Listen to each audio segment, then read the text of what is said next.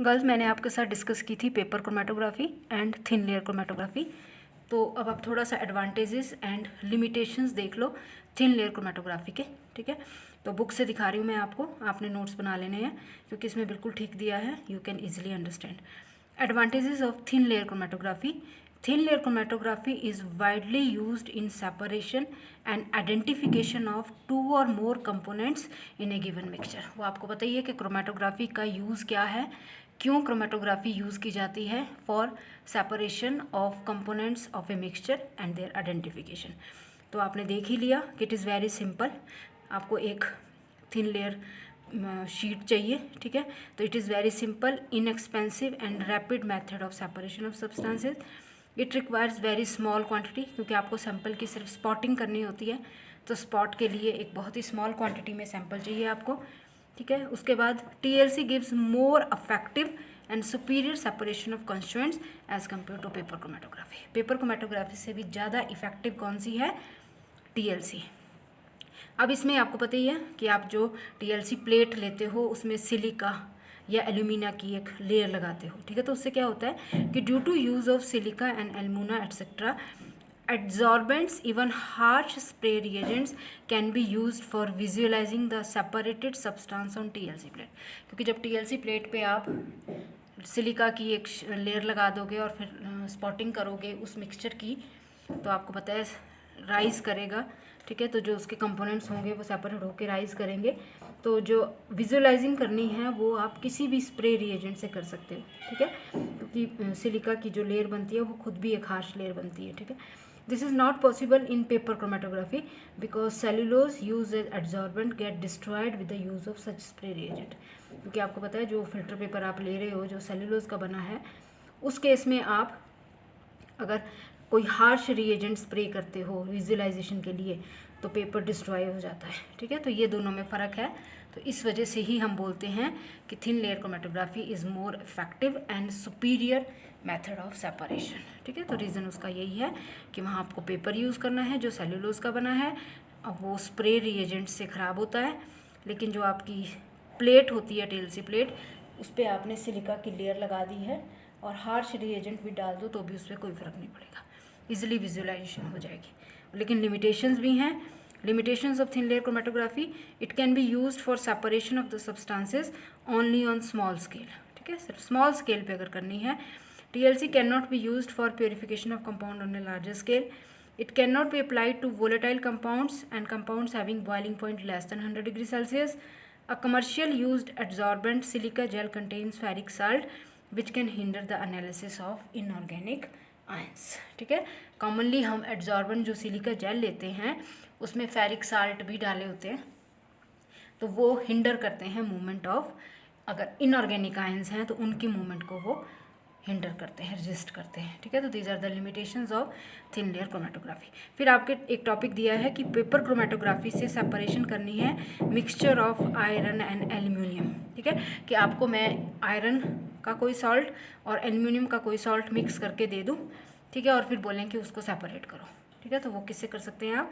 Paper chromatography से। तो अब आप देखोगे, मैंने पहले भी डिस्कस कर लिया आपके साथ कि किस तरह से की जाती है पेपर क्रोमेटोग्राफी।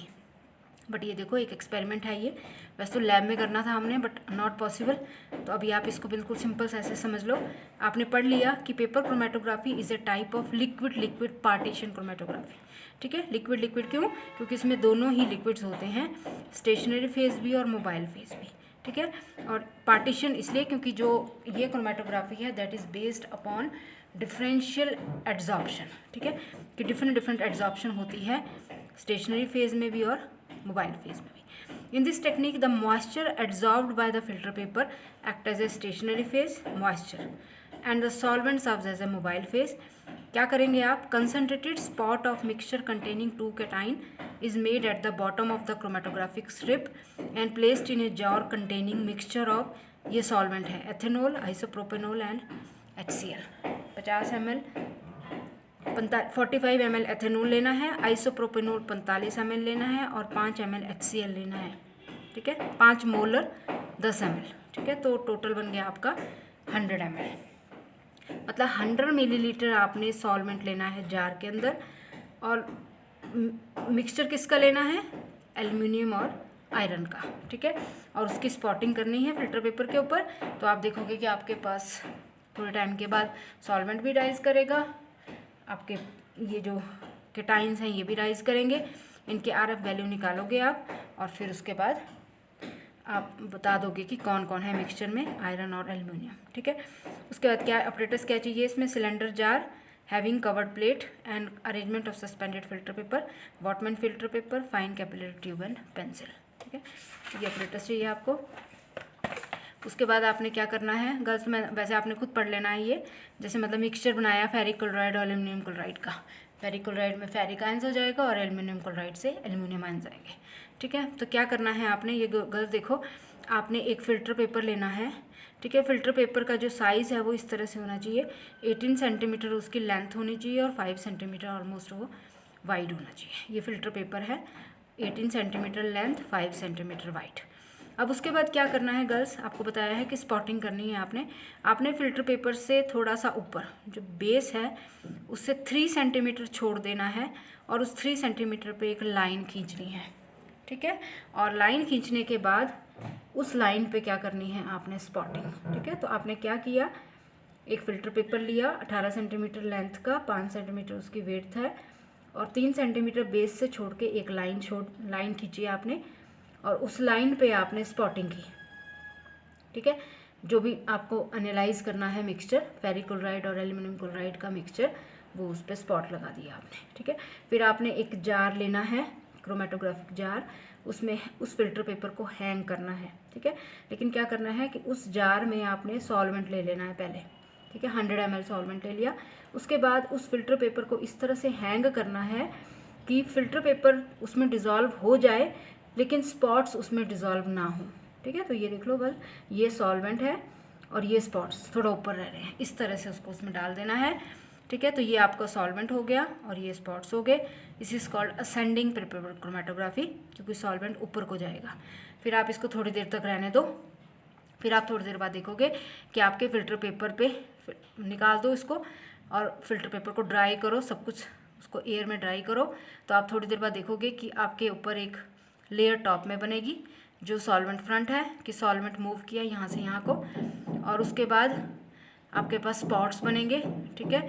तो 2 मिक्सचर का स्पॉट है तो 2 के आपके स्पॉटिंग हुई, और उसके बाद आपने सॉल्वेंट फ्रंट का डिस्टेंस देखा यहाँ से यहाँ तक, ठीक है। यहाँ से लेके यहाँ तक वो सॉल्वेंट फ्रंट का डिस्टेंस हुआ, स्पॉट्स एक यहाँ से यहाँ तक और एक यहाँ से यहाँ तक, ठीक है। इस डिस्टेंस को यहाँ से यहाँ तक मापा, इसको यहाँ से यहाँ तक मापा, और फिर आपने, अगर आपको वो विजिबल नहीं है तो आपने विजुअलाइजेशन की बाय स्प्रेइंग विजुअलाइजिंग सॉल्वेंट, तो वो कलर्ड फॉर्म में आ जाएंगे। तो आप देखोगे कि आपने स्प्रे करना है पेपर स्ट्रिप को uniformly with the help of alizarin solution and dry it. एक रेड स्पॉट आएगा ड्यू टू एल्यूमिनियम और एक पर्पल स्पॉट आएगा ऑन द पेपर, ठीक है।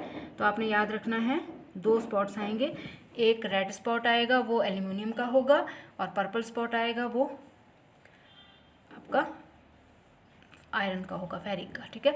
तो आपने डिस्टेंस देखना है, रेड स्पॉट का कितना डिस्टेंस है इनिशियल से और पर्पल स्पॉट का कितना डिस्टेंस है, और उसको डिवाइड करना है डिस्टेंस ऑफ द फ्रंट से, दैट इज सॉल्वेंट फ्रंट, और आपकी वो क्या आ जाएगी आरएफ वैल्यू, ठीक है। तो इस तरह से आपने आरएफ वैल्यू निकालनी है एल्यूमिनियम की और आयरन की, distance travelled by aluminium divided by distance travelled by solvent front, ठीक है। और आयरन का आ जाएगा distance travelled by iron to the distance travelled by solvent front, ठीक है। और उसके बाद आपने आरएफ वैल्यू निकाल दी, ठीक है, और उस तरह से आपने उनको सेपरेट कर दिया। तो आप देखोगे कि जो आरएफ वैल्यू है वो आयरन की ज़्यादा होगी, एल्यूमिनियम की कम होगी, ठीक है। तो ये एक एक्सपेरिमेंट जैसा है जो आपने एक बार पढ़ लेना है, वैसे लैब में करते हैं इसको, बट अगर टाइम मिला तो करेंगे, ठीक है। उसके बाद जो हमने करना है next, that is comparison of paint sample by TLC, right. कि आपको पेंट्स दे दिए जाएँ, पेंट्स के सैंपल दे दिए जाएँ, 3-4 टाइप के पेंट्स दे दिए जाएँ और आपको पूछा जाए कि कंपेयर करो इनको, तो कैसे, कौन सा अच्छी क्वालिटी का है, कौन सा गलत क्वालिटी का है, कौन सा ब्रांडेड है, कौन सा लोकल क्वालिटी का है, ठीक है। तो उसको भी किया जा सकता है comparison of paint sample by TLC. Paints are used to protect metal, wood and a wide range of other materials, ठीक है। वो आपको बताइए कि पेंट का क्या यूज़ होता है। 4 main components in paints are pigment, binder, liquid solvent and additives. ये 4 कंपोनेंट होते हैं पेंट के, pigment, binder, liquid solvent and additives. Pigment is very important component in paint as it determines colour and appearance of the paint. सबसे important component कौन है? Pigment, क्योंकि इसी से कलर आता है पेंट का और इसी से आपकी अपीयरेंस आती है पेंट की। Pigment absorbs a particular component of the light and give colour to the paint. वो आपको पता ही है कि एक पर्टिकुलर लाइट को एब्जॉर्ब करेंगे और उसी कलर को फिर रिफ्लेक्ट करेंगे।